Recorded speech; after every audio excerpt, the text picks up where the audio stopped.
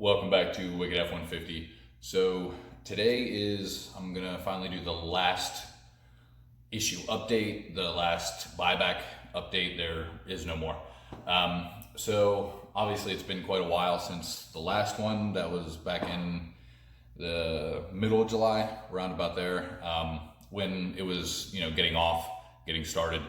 And if you guys watched the video of the new F-150, you know that I chose to do a buyback instead of a replacement or anything like that.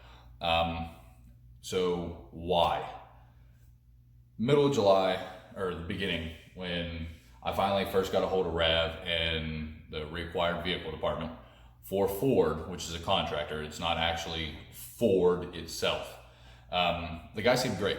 Did not seem like any of the horror stories that you read on the forum or anything like that of people that have had to go through this because of the issues with their trucks from Ford.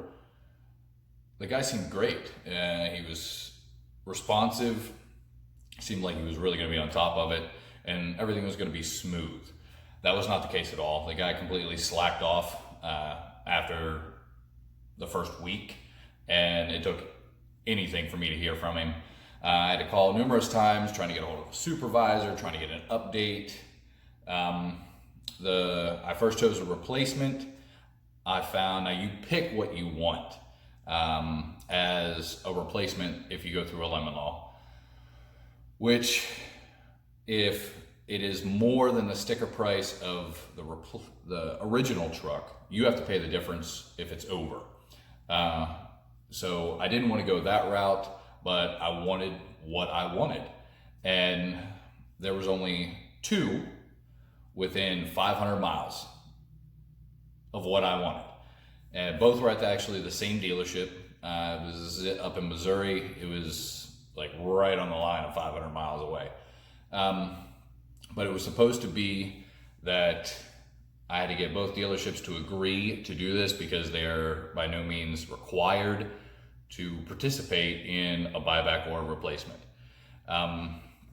But my RAV guy, Cody, he was supposed to, call both of them, make sure they were willing to do that before, either one or both of the trucks that I wanted to replace were sold. Never did that. I ended up calling both dealerships. They both said that they were willing to do it, but they have yet to hear from the RAV company. So they have to wait to hear from them before they can move forward. So that took about a month in itself, which it shouldn't have. Like, that is a week process tops. Make a phone call, talk to somebody, and you're done. But that is kind of a big thing as to why I went with a buyback instead. The headache of dealing with RAV trying to make sure that I could get a truck that I wanted instead of having to wait for a build and all of that.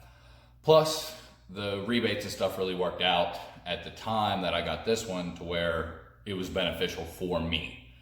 So now that that whole situation is done, over with, papers are signed, everything's completed.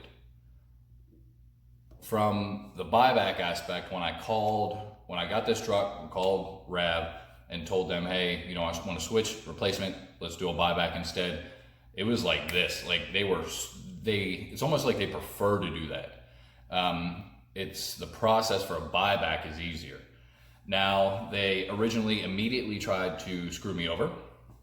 So without any negotiating, just by what they have to do is based on your state law for a lemon law. They don't have to do anything above that, which for Oklahoma, the requirement is they have to pay taxes, tags from the original vehicle, of course, the entire amount, all your payments, and that's basically it. You don't have a mileage fee unless it's over 15,000 miles, and that is from the time that RAV gets the information per RAV. I was under the assumption that it goes off of the first time you take it into the dealership for the issue. But again, that's based on your state. Some states don't have a mileage requirement at all. But So I didn't have the mileage requirement. They did have to provide taxes and tags and the payments that I've made on the truck. And they do not cover extended warranties, gap, or anything like that if it is not a direct Ford product, which the dealership that I bought from, Joe Cooper Ford Yukon, it was not a Ford extended warranty or anything like that. It is from the dealership itself, so they don't pay for that. So that, I guess, comes out of my pocket, but I mean, it doesn't, because I still get that money back. You know what I mean? Because it's canceled early, so I'd get less money from RAV to pay off the loan. Like, it's the loan's paid off, but they don't give you the extended warranty and all that. But you get that. Bro, let me break it down. So the loan payoff, I ended up with like $7,000 of payments that I've made. I wasn't getting $7,000 back. I was getting like $2,000 or something like that. And hey, what the hell's going on? Well, it's the extended warranty. So that $4,000 or $5,000 difference I get from the extended warranties that I did not use. So if it all cost $5,000, I had it less than a year, I should probably get about $4,000 back, which I understand that. It's not a Ford product, they're not gonna pay for it. But their first offer that they sent me, their first paperwork, it was only $2,000. That does not include taxes and tags and all that. Well, I argued about the stuff that I left on the truck. Hey, can I get money for that? I spent the money on it, planning to keep it.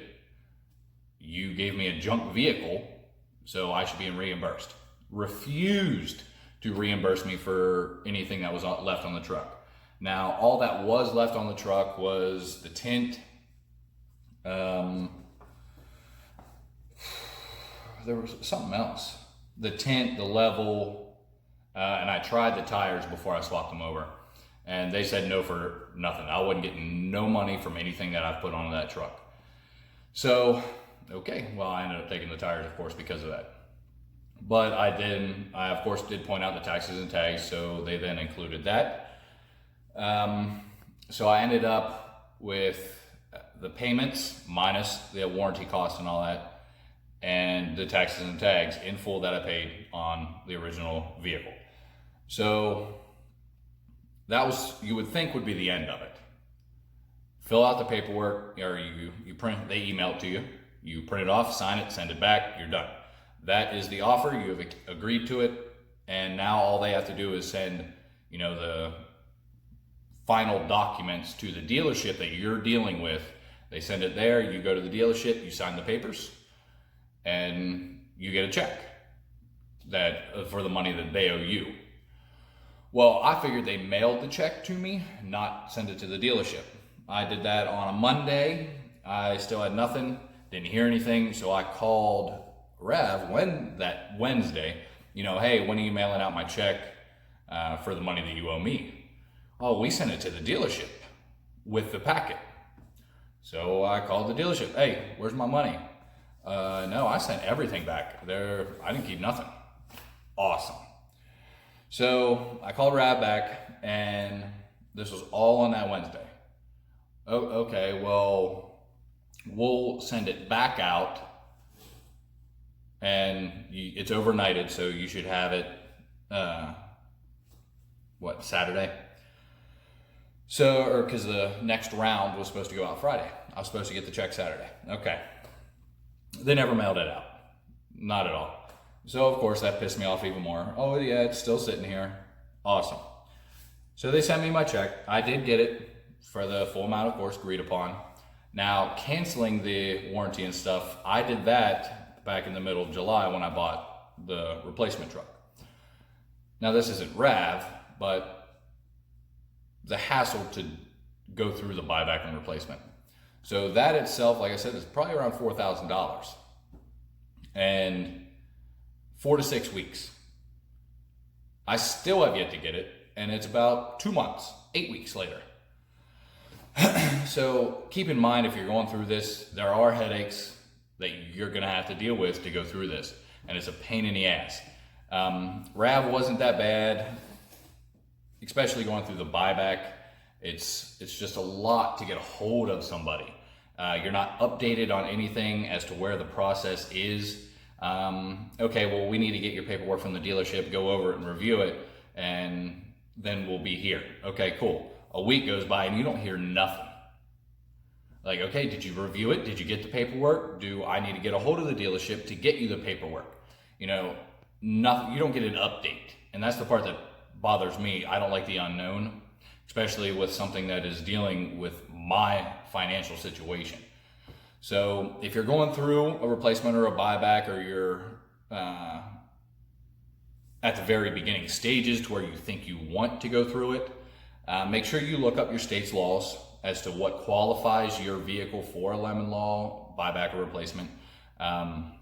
Make sure you know your state's laws, because if your vehicle does not abide by that, Ford won't approve it to begin with. And it's better to make sure that you qualify by your state's law before you turn it into Ford. Because if you get denied, it's harder then to get approved, whether you meet the guidelines or not.